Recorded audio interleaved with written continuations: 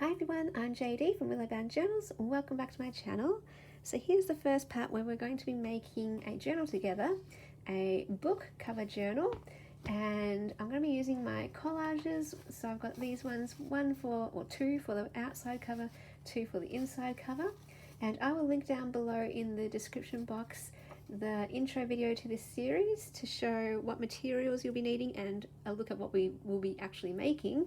And first of all, I'm just going to grab my book cover and something to kind of look out for if you're going to the op shop and looking for a suitable book. You want one that can kind of come apart from here. I know some books, this part is glued to this. That doesn't work as well. I think you can still do it, but this is easier if it's only attached in this part and in this part, and then everything else is kind of hollow there. Okay, now I should also mention with any of my series where I do a journal together, make a journal with you together, I just show my process. Now, by no means is my process the best out there. There are probably much easier, better ways to do a lot of the things that I show here, but what the idea of this series is just showing how I do things and giving you little tips and tricks that I find along the way for the way that I do it. But yeah, there's definitely got to be easier ways out there to do some of these things. For example, this process. If you have a craft knife, for example, or something like that, this might be easier for you. But okay, it's a bit of a wrestle depending on the cover. Sometimes you get a nice old cover and it's loosely attached and it just comes apart, like you can pull it off. And this one is slightly, so I'm going to try and pull it as much as I can first, just to get that tear, just to get it to come away from the cover a little bit. And I do pull these pages away because you can kind of see they're attached to the cover there and everything else is attached to the rest of the pages. So instead of trying to make the cover come away here, do it here. Do yourself a favor and find where it lines up. So you can kind of see that I'm just pulling it and it's coming away. So depending on what book you have, do it for the back as well. It might come apart just like that. Like in one go, it just rips apart. But if not, just get in there somehow, gap. If it's not coming apart at all, you kind of just have to get your scissors in there or blade and cut away. Okay, I have failed at this multiple times where I've put the scissors through the cover, or I've been too enthusiastic or too aggressive and kind of cut straight through. So that's why I always want to kind of pull it away from the cover as much as possible and then get in there so I can see what I'm doing, so I'm not going through the cover. If that happens, yeah, it's you can fix it, but I just tend to move on to the next book if that happens. So you might just need to practice, have a few goes at this.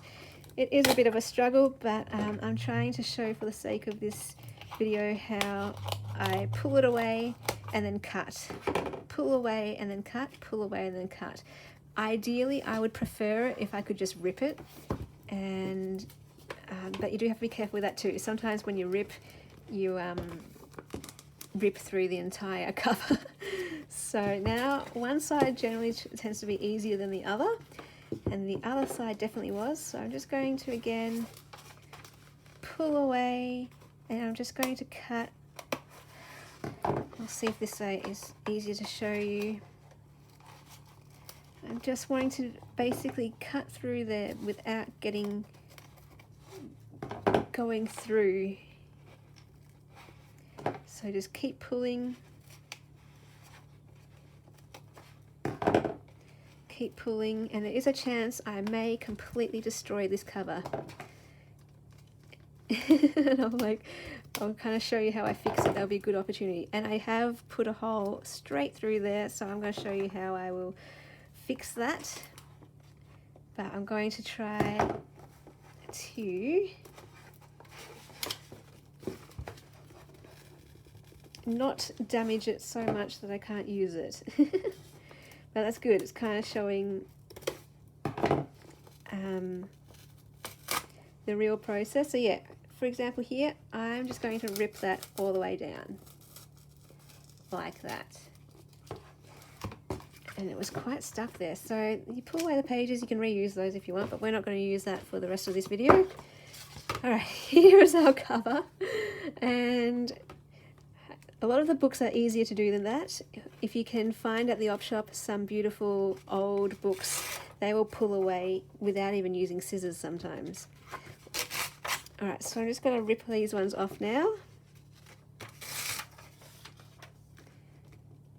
Okay. Now the next thing I just want to do is tidy up these edges. So I'm just going to cut those down, make them flush, but we're going to cover that all over, so it doesn't matter if it's rough, I just want to make it kind of flat as possible.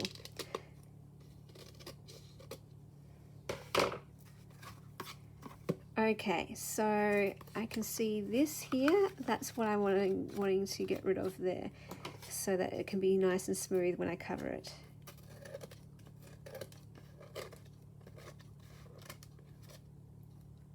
Okay, so what we want to do now, I can see I have made a complete, oh sorry, gosh, I'm like out of frame here. I'm not used to filming with the iPad, and I'm kind of looking underneath my iPad to see where I am. So let's fix that up. That's all going to get covered. That's all fine. We're going to just reinforce that a little bit, and you can just do whatever you want to reinforce that. For example, let's just grab a bit of this. I know other people use things like Tyvek or things like that, but I might just put, where is that gap? And it's only that bit there, so this part's fine, that's reinforced, it's just this little gap there. And honestly, I might even just not even bother reinforcing that, but if you want to use something strong you can. I am just going to grab my washi and stick that down. I'll just like kind of place it there just to hold it, but my washi is the thing that's going to really hold that there. Alright, but obviously you do whatever works for you and how you want to do that. But now what I want to do is I'm grabbing my washi tape, and because this wide washi, it just kind of isn't big enough to cover the whole spine, so I just halve it, do one half, and then I'll do the other half. So then I'll fold this over here, and then I'm going to fold this one up here like that, and then we're going to cut it like that. Okay, so there is my washi on that side. We're just going to do the exact same thing on the other side, like so. Just press it into those grooves. Okay. So now we just fold it over again, making sure it's straight. Okay, cut that off. Now, if you want, you can do more layers of washi if you like. You just want to reinforce it even more. Sometimes I do that depending on what the cover feels like. So I will come in and now just kind of give it a bit of a feel, see how strong it is. Depending on the book, I might want to put another layer, but I think I'm happy with that for this book. This is actually a very sturdy book. It wasn't very old, so it wasn't crumbling or anything like some of them are. So this is feeling quite sturdy, even a bit too sturdy, if that makes sense, because you want it to be kind of mold around and be flexible and fold open. So this is quite a hard edge there, but that's okay. It's nice and sturdy. Let's now move on to our covers. So all we're going to do is stick these on. So you might want to use PVA or Fabri-Tac or whatever glue that you have. All we get here is craft glue, so it's what I use. Again though, it's by no means the best thing to use. It's just what I have. It's just what we can get here. So that's what I say as well. Use whatever you have. You just make it work for you. And I'm going to place it quite liberally on this, just to make sure it's all pressed down. If you have PVA, that is a much easier process because you can make it completely even. And I'm just going to line it up here. And I kind of like the outside border there. Depending on how you size your covers, you might have a wider or narrower border. You might not even want a border. You might want it to go all the way to the edge.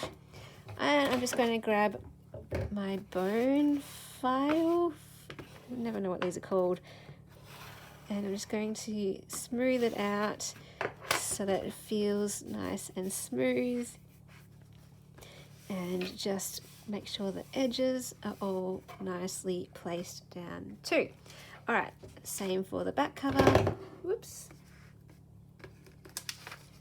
All right, here we go. Let me know in the comments if you are following along and making your own journal as well. And let me know if you're using the collages, which ones have you chosen for your front and back?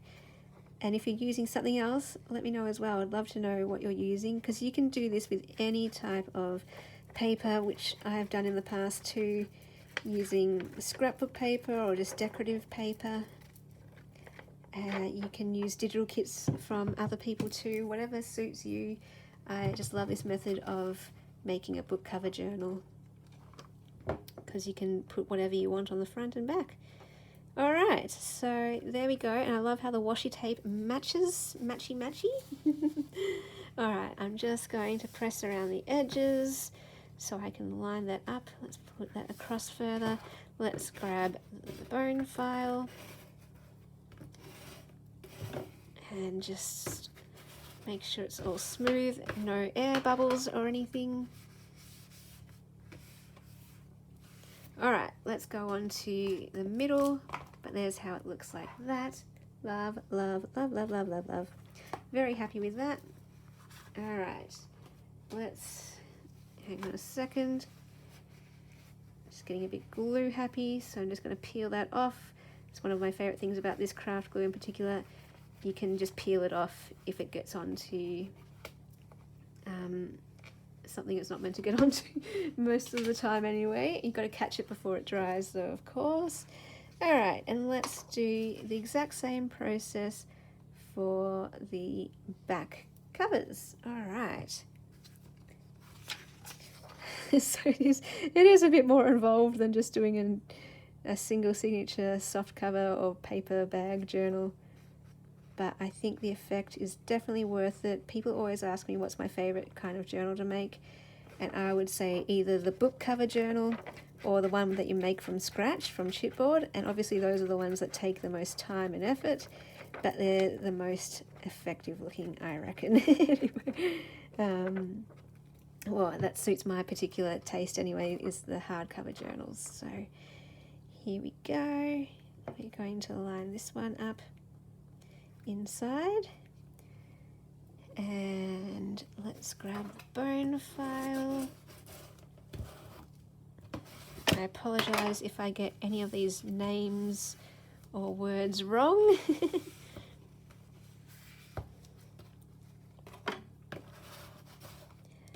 Alright, I can just see there's a bit there. Alright, moving on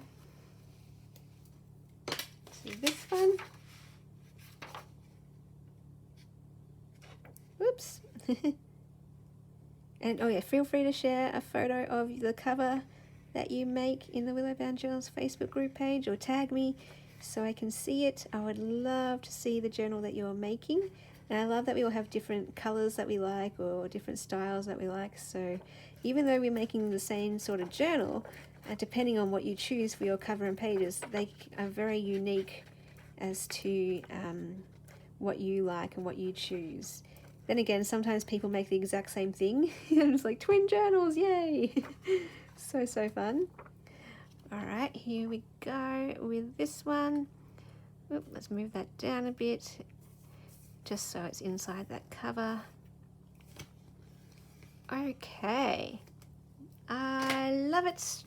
It always feels good when it comes together and it's all set up ready to go, and now it's a proper cover. Alright, let me just get this out of the way. Okay, you guys, so there it is. There's my inside cover, there's my outside cover. I hope that was helpful. I hope that was easy to follow. It can be a little bit tricky taking it apart, but just keep going. Practice, practice, practice. Don't get discouraged if you mess up a cover. I've done it plenty of times. So yeah, we're all in the same boat. So yeah, there's the cover.